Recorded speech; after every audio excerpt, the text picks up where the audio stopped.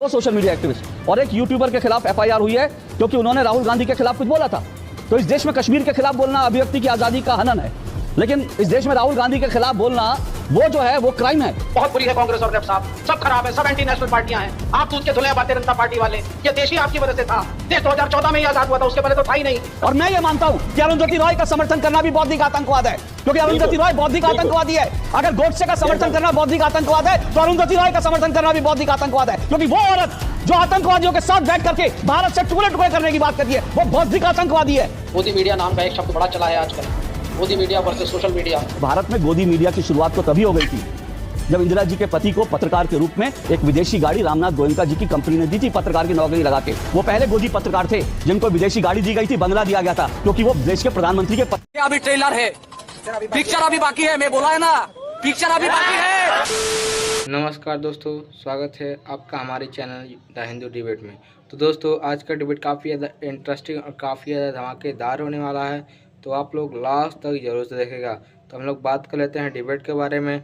आज डिबेट में देखने को मिलने वाले हैं विवेक श्रीवास्तव और इधर देखने को मिलने वाले हैं अशोक श्रीवास्तव। जी हाँ दोस्तों, अशोक श्रीवास्तव जो कि चैनल के एंकर होते हैं, और दोस्तों जो विवेक श्रीवास्तव हैं वह एक प्रवक्ता के रूप में आए होते हैं।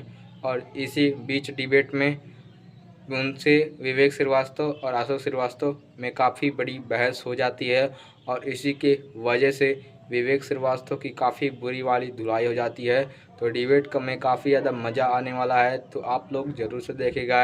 एंड वीडियो अच्छा लगे तो वीडियो को लाइक करें, चैनल को सब्सक्राइब जरूर करें, एंड वीडियो को ज़्यादा से ज़्यादा मात्रा में शेयर करें। तो चलिए हम लोग अपने मेन डिबेट वीडियो को स्टार्ट कर लेते हैं।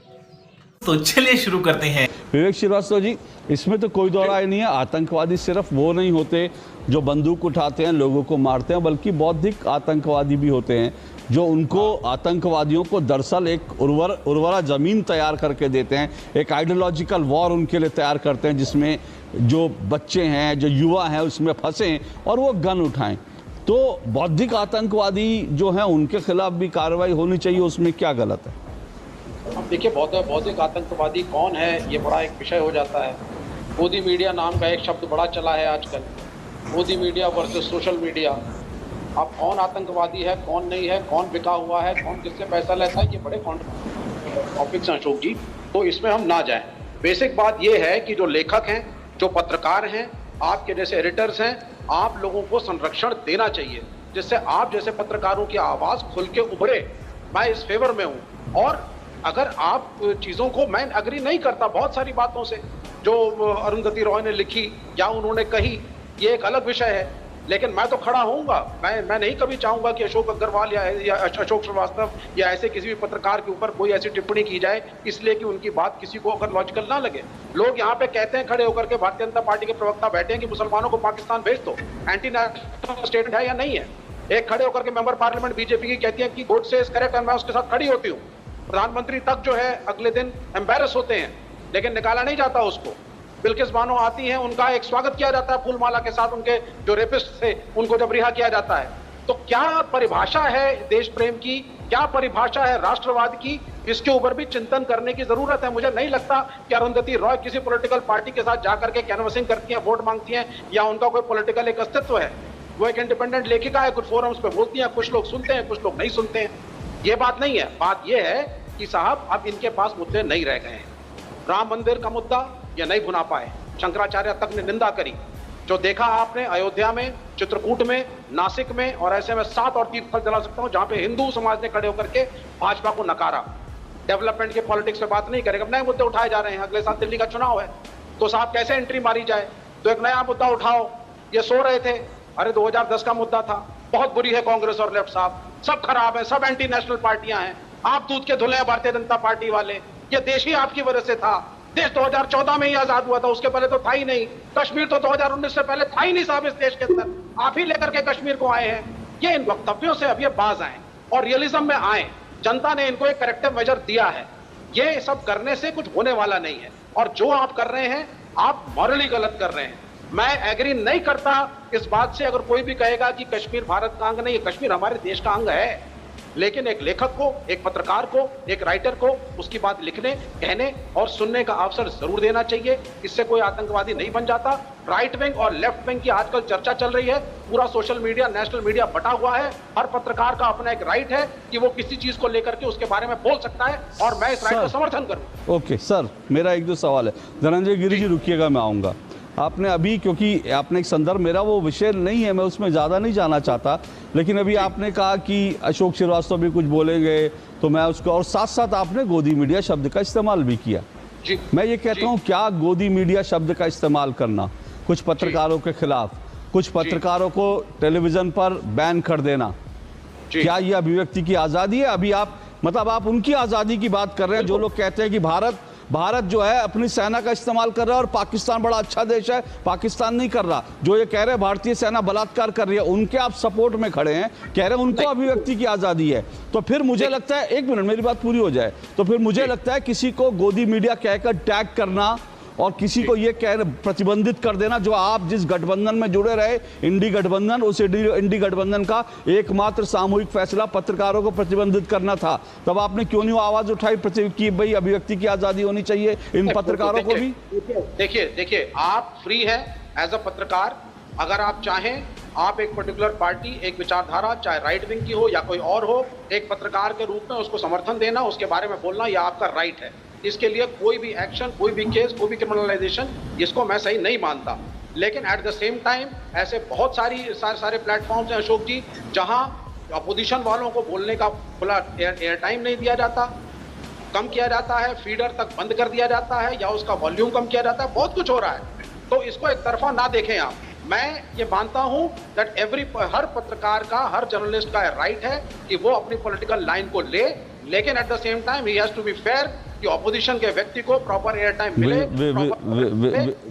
विवेक जी, मैंने फिर आपसे पूछा कि आप लोग अभिव्यक्ति की आज़ादी के झंडा बरदार हैं, आप लोग लगातार जो है अरुंधति रॉय के लिए आवाज़ उठा रहे हैं। मैं आपसे फिर पूछ रहा हूँ, जब 14 पत्रकारों को प्रतिबंधित किया, आप मेरे कार्यक्रम में आते हैं, आपको पूरा बोलने का अवसर मिलता है, आपको कहीं भी ऐसा नहीं होता कि आपकी आवाज़ नीची कर दी जाती है।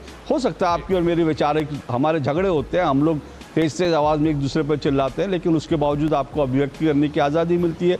तो फिर क्या आप लोगों ने अभिव्यक्ति की आज़ादी के लिए इन 14 पत्रकारों के लिए आवाज़ उठाई थी? ये मेरा कोई निजी मामला नहीं, मैं सिर्फ अभिव्यक्ति की आज़ादी के कंसर्न में पूछ रहा हूँ। वो देखिए, सभी पार्टियों का अपना अपना एक विचार था, जिसको बैठ करके इंडिया गठबंधन ने एक फैसला लिया था। उसमें एक मेजर क्राइटेरिया ये भी था कि क्या सरकार से प्रश्न पत्रकार पूछ रहे हैं आज या नहीं पूछ रहे हैं। ये जो मैं आपको एक विचारशील तरीके से बता रहा हूँ, तो वो एक अलग इशू है देखिए। लेकिन कम से कम क्रिमिनलाइजिंग, पुटिंग केसेस पत्रकार के ऊपर, पत्रकार क्या, एक पत्रकार अडानी, अंबानी या बड़े बिजनेसमैनों की तरह एक आदमी होता है, एक मिडिल क्लास के आदमी को केसों में फंसाना, इसलिए कि उसने जो विचार व्यक्त किए हैं वो आपकी पॉलिटिकल पार्टी की विचारधारा से मैच नहीं खा रहे हैं, ये कहां तक फेयर है अशोक जी? सर, आपने अजीत भारती का नाम सुना है? जी। अभी आपको मालूम है अजीत भारती के खिलाफ एक FIR हुई, 2 स्टेट में FIR करने की तैयारी हो रही है। वो दोनों स्टेट कांग्रेस रूल हैं, और अजीत भारती पे FIR किस लिए हुई है, किसने करवाई है? क्या आप अजीत भारती के साथ खड़े हैं? उसको भी तो अभिव्यक्ति की आज़ादी है। मैंने अभी नहीं पढ़ा है कि केस किस लिए किया है, उसका एग्जैक्टली क्या है, परंतु मैं आपको बता देता हूँ सर, मैं आपको बता देता हूँ। अभी चुनाव खत्म होने के बाद कांग्रेस रूल स्टेट में एक social media activist, 2 social media activist और एक यूट्यूबर के खिलाफ FIR हुई है, क्योंकि उन्होंने राहुल गांधी के खिलाफ कुछ बोला था। तो इस देश में कश्मीर के खिलाफ बोलना अभिव्यक्ति की आज़ादी का हनन है, लेकिन इस देश में राहुल गांधी के खिलाफ बोलना वो जो है वो क्राइम है। क्या इस तरह की अभिव्यक्ति की आज़ादी, इस तरह के देश की कल्पना मैं कांग्रेस से उम्मीद नहीं कर रहा, और इसलिए मैंने आज कांग्रेस को बुलाया भी नहीं। मुझे मालूम है कांग्रेस के पास इसका कोई जवाब नहीं होगा, कांग्रेस के कार्यकर्ता चिल्लाएंगे, लेकिन मैं आपसे उम्मीद करता हूं कि आप तो अभिव्यक्ति की आज़ादी के झंडा बरदार हैं, कम से कम आज ही आप ही अजीत भारती के लिए आवाज़ उठा दीजिए। नहीं, मुझे नहीं लगता कि अगर राहुल गांधी के खिलाफ किसी ने कुछ बोला है और किसी ने एक FIR फाइल करी है, तो मेरे ख्याल से अगर वो किस तरह का स्टेटमेंट है और क्या है, I need to go for that, number 1। लेकिन हाँ, एज अ लेफ्टिस्ट, एक वामपंथी के तौर पे फ्रीडम ऑफ प्रेस मेरे लिए सबसे बड़ी चीज है।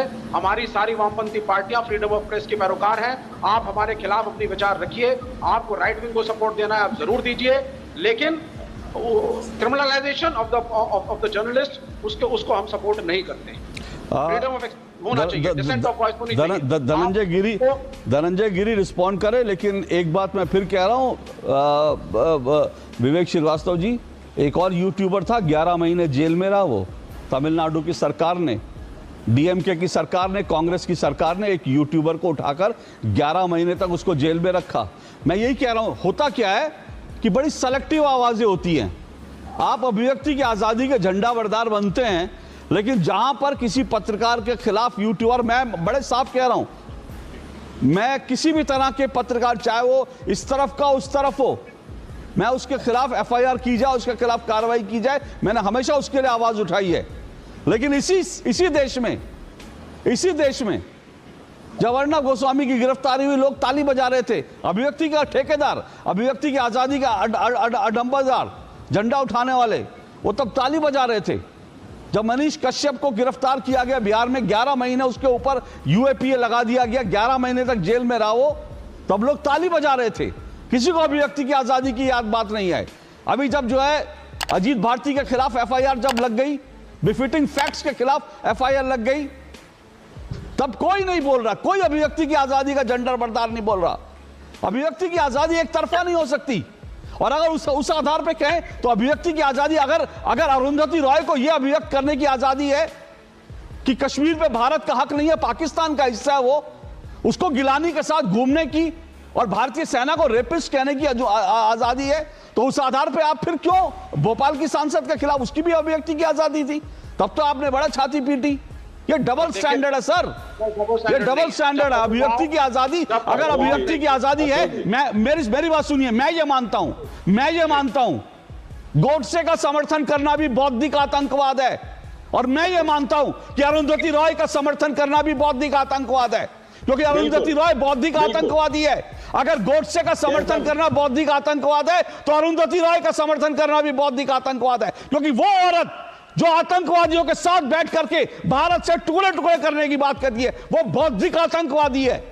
उसको कैसे आप उसको अभिव्यक्ति की आजादी का शील्ड देंगे आप, लेकिन बाकी लोगों की अभिव्यक्ति की आजादी छीन लेंगे?